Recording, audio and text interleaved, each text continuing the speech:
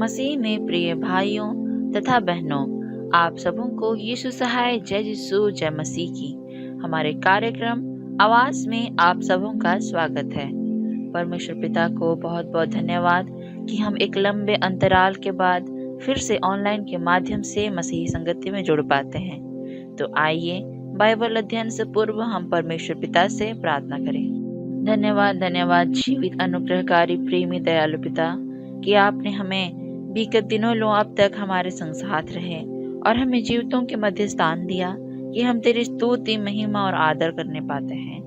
हे अब्बा, इस समय हम आपके पवित्र वचनों को अध्ययन करने जाते हैं। आप अपनी आत्मा से हमारी अगुवाई करें कि हम आपके पवित्र वचनों की गुड़ बातों को सुनने, सीखने और समझने पाएं। पिता, हम हर एक के पाप दोष गुनाह अपराधों को तो क्षमा कर और ऐसे दिन धन्यवाद प्रार्थना आपके प्रिय पुत्र यीशु मसीह के नाम से मांगते हैं। सुनिए और स्वर्गराज में ग्रहण कीजिए, आमीन। आज का हमारा विषय वस्तु है, यह अंत है या आरंभ। मसीह में प्रिय भाइयों तथा बहनों, आज हम विश्व भर में तथा देश भर में ऐसी परिस्थितियों को देख रहे हैं जिसे देखकर मन में सवाल आता है, क्या यही अंत है? क्या ऐसे ही सब खत्म हो जाएगा?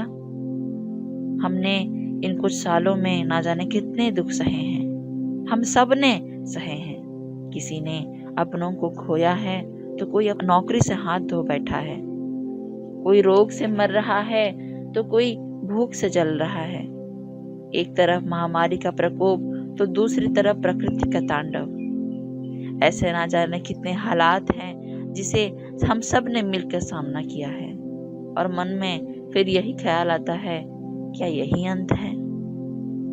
जी हाँ प्रियो, अंत यही है हम नहीं कह सकते, पर अंत निकट है, बहुत निकट है और यह हम बाइबल के वचन के द्वारा जान सकते हैं। जैसा लिखा है लूका अध्याय 21 उसका 9 पद से लेकर 11 पद में, जब तुम लड़ाइयाँ और बलवाओं की चर्चा सुनो तो घबरा ना जाना, क्योंकि इनका पहले होना अवश्य है, परंतु उस समय तुरंत अंत ना होगा। तब उसने उनसे कहा, जाति पर जाति और राज्य पर राज्य चढ़ाई करेगा और बड़े बड़े भूकंप होंगे और जगह जगह अकाल और महामारियां पड़ेंगी और आकाश से भयंकर बातें और बड़े बड़े चिन्ह प्रकट होंगे। हम इससे संबंधित और एक वचन देखेंगे, मरकुस अध्याय 13 पद 15 से लेकर 19 तक। जो परमेश्वर का वचन कहता है, जो छत पर हो वह अपने घर से कुछ लेने के लिए नीचे न उतरे और न भीतर जाए। जो खेत में हो वह अपना कपड़ा लेने के लिए पीछे न लौटे। उन दिनों में जो गर्भवती और दूध पिलाती होंगी उनके लिए हाय हाय, और प्रार्थना किया करो कि यह जाड़े में न हो, क्योंकि वे दिन ऐसे क्लेश के होंगे कि सृष्टि के आरंभ से परमेश्वर ने सृजी है अब तक ना तो हुए और न फिर कभी होंगे। मसीह में प्यारो, इन वचनों को पढ़कर आप स्पष्ट हो गए होंगे कि आज जो विश्व भर में महामारी की संकट देखी जा रही है वह करीब 2500 वर्ष पूर्व ही भविष्यवाणी करके बता दी गई थी। प्रकाशित वाक्य की पुस्तक में परमेश्वर ने यूहन्ना को अपने दूसरे आगमन की बातों को स्पष्ट रूप से बता दिए हैं। मोहरों का खोला जाना से लेकर 7 तुरियों का फूंका जाना, सारी बातें वहां लिखी गई हैं। केवल प्रकाशित वाक्य ही नहीं, वरन सुसमाचार के वचनों में भी अंत के दिनों में किस प्रकार संकट और क्लेश हमारे ऊपर आ पड़ेंगी उसके विषय में लिखी गई हैं। मसीह में प्यारो, इन भविष्यवाणियों का पूरा होना हमारे लिए एक चेतावनी है कि अनुग्रह का समय अब जल्द ही खत्म होने वाला है। अब राजा यीशु जल्द ही न्याय करने के लिए अपने लोगों को अपने साथ लेने के लिए बादलों पर आने वाला है। मसीह में प्यारो, हम सब जानते हैं कि अंत निकट है। हमें चिन्ह भी देखने को मिलते हैं, पर हमें स्वयं से सवाल करने की आवश्यकता है कि हम अंत के लिए कितने तैयार हैं। अंत बहुत ही भयानक होने वाला है प्रियो, पर हम अचंभा और भयभीत होने के अलावा खुद को कैसे आत्मिक रूप से तैयार कर रहे हैं, यह बहुत ही मायने रखता है। दूसरा पत्रस अध्याय 3 पद 10 से लेकर 12 में वचन बतलाती है, परंतु प्रभु का दिन चोर के समान आ जाएगा, उस दिन आकाश की बड़ी हड़हड़ाहट के शब्द से जाता रहेगा और तत्व बहुत ही तप्त होकर पिघल जाएंगे और पृथ्वी और उस पर के काम जल जाएंगे। जबकि ये सब वस्तुएं इस रीति से पिघलने वाली हैं, तो तुम्हें पवित्र चाल चलन और भक्ति में कैसे मनुष्य होना चाहिए और परमेश्वर की उस दिन की बाट किस रीति से जोहना चाहिए और उसके जल्द आने के लिए कैसा यत्न करना चाहिए, जिसके कारण आकाश आग से पिघल जाएंगे और आकाश के गण बहुत ही तप्त हो जाएंगे। तो हमें बाट कैसे जोहना है, हमें क्या करना है और हमें क्या क्या जोखिमें और परीक्षाएं आ सकती हैं। पहला, परमेश्वर के जीवित वचन अर्थात बाइबल को पढ़ना और अध्ययन करना है। केवल वही ही है जो हमें हर परीक्षाओं का समाधान देती है। दूसरा, प्रतिदिन प्रार्थना सहित पश्चाताप करना है। तीसरा, विश्वास के साथ धीरज से प्रभु का बाट जोहना है। प्रेरितों अध्याय 2 पद 17 में वचन यूं कहता है, परमेश्वर कहता है कि अंत के दिनों में ऐसा होगा कि मैं अपना आत्मा सब मनुष्यों पर उंडेलूंगा और तुम्हारे बेटे और तुम्हारी बेटियां भविष्यवाणी करेंगी और तुम्हारे जवान दर्शन देखेंगे और तुम्हारे पुरनिये स्वप्न देखेंगे। जी हाँ प्रियो, अंत के दिनों में परमेश्वर अपना आत्मा सब पर उंडेलेंगे और हर एक घुटना झुकेगा, हर जुबान कहेगी कि यीशु ही प्रभु है। पर भाई और बहनों, ध्यान रहे, इसी दौरान परीक्षा की घड़ी भी आएगी। झूठे शिक्षक भी आएंगे और मसीही विश्वास को तोड़ने की कोशिश करेंगे। इसका वर्णन हम पाते हैं मरकुस अध्याय 13 पद 21 से लेकर 23 में। उस समय यदि कोई तुमसे कहे देखो मसीह यहाँ है या देखो वहाँ है, तो प्रतीति न करना, क्योंकि झूठे मसीह और झूठे भविष्यवक्ता उठ खड़े होंगे और चिन्ह और अद्भुत काम दिखाएंगे कि यदि हो सके तो चुने हुओं को भी भरमा दें। पर तुम चौकस रहो, देखो मैंने सब बातें पहले ही से बता दी हैं। इसलिए प्यारो, हमें वचन को जानना बहुत ही आवश्यक है कि हमें परखने की आत्मा मिले और हम खुद को बचा पाएं। एक ऐसी ही भरमाने वाली शक्ति व पशु के विषय में प्रकाशित वाक्य में भी लिखी गई है, जो हमें मिलता है प्रकाशित वाक्य अध्याय 13 पद 12 से लेकर 15 तक। वहाँ इस प्रकार लिखा है, वह उस पहले पशु का सारा अधिकार उसके सामने काम में लाता था। वह पूजा कराता था, वह बड़े बड़े चिन्ह दिखाता था, यहाँ तक कि मनुष्यों के सामने स्वर्ग से पृथ्वी पर आग बरसा देता था। वह पृथ्वी के रहने वालों को भरमाता था और कहता था कि जिस पशु के तलवार लगी थी वह जी गया है, उसकी मूर्ति बनाओ और जितने लोग उसकी सेवा पूजा ना करें उन्हें मरवा डालें। जी हाँ प्रियो, यह वही पशु है जिसका अंक 666 है। ऐसी और बहुत सारी विपत्ति, परीक्षा और महारोग आने वाली हैं जो मानव जाति को हिला कर रख देंगी। पर प्रियो, हम मसीही हैं, हम इन बातों से भयभीत ना हो, क्योंकि ये बातें तो परमेश्वर ने हमें पहले ही से बता दी हैं, भविष्यवाणियों के द्वारा, वचनों के द्वारा।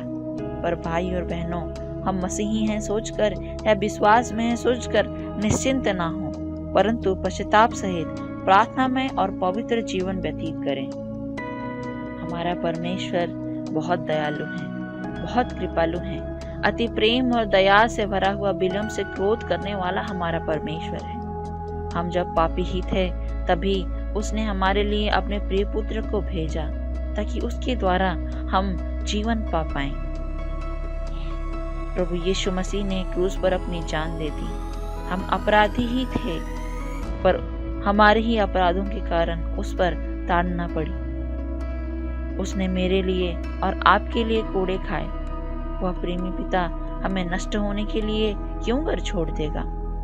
मसीह में प्यारो, आज हम अगर प्रभु से दूर जा चुके हैं तो मौका है प्रभु के पास आएं, पश्चाताप करें कि हम बचाए जाएं, क्योंकि वचन कहती है 2 पत्रस 3 उसका 9 पद में, प्रभु अपनी प्रतिज्ञा के विषय में देर नहीं करता, जैसी देर कुछ लोग समझते हैं, पर तुम्हारे विषय में धीरज धरता है और नहीं चाहता है कि कोई नष्ट हो, वरन यह कि सबको मन फिराव का अवसर मिले।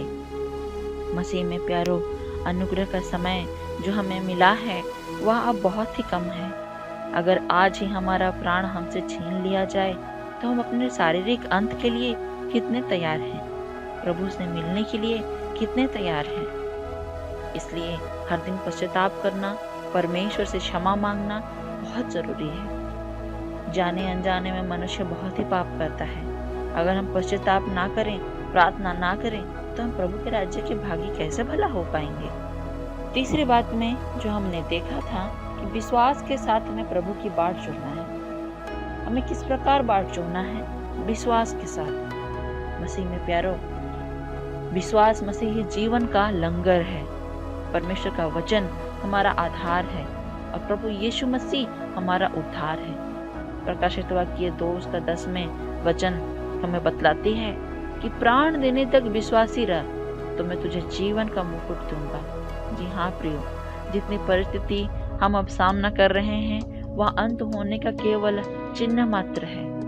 न्याय का दिन अब आना बाकी है। पुत्र को दूसरे आगमन में भी देखना बाकी है।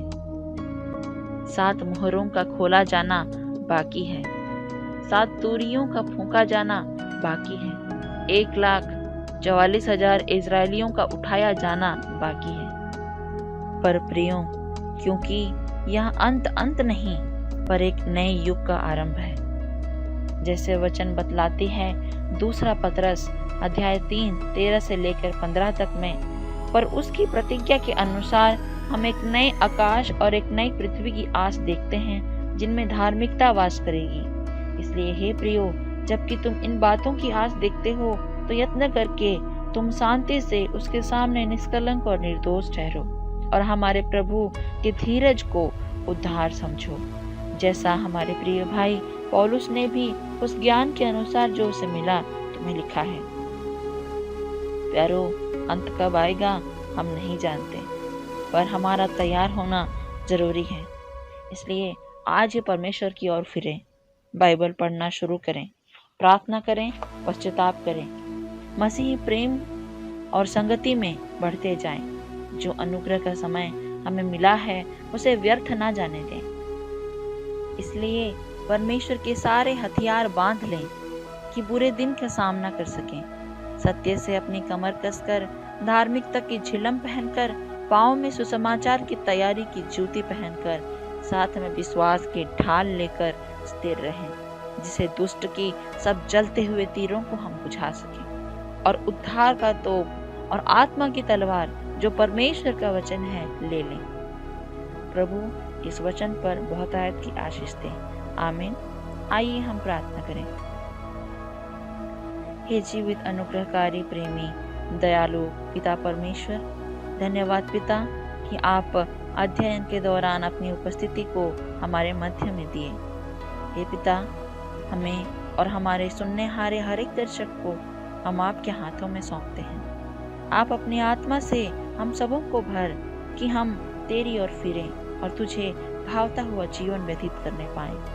हमारे पापों को तू क्षमा कर और ऐसे दिन धन्यवादी प्रार्थना हम मांगते हैं तेरे प्रिय पुत्र यीशु मसीह के नाम से। दया से सुनिए और स्वर्ग राज्य में ग्रहण कीजिए। आमीन। आशा करते हैं आज के कार्यक्रम से आप सभी कोई आशीषित हुए होंगे। फिर मिलते हैं अगले एपिसोड में एक नए विषय वस्तु के साथ। तब तक के लिए घर पर रहें, सुरक्षित रहें, प्रभु में बढ़ते जाएं। धन्यवाद।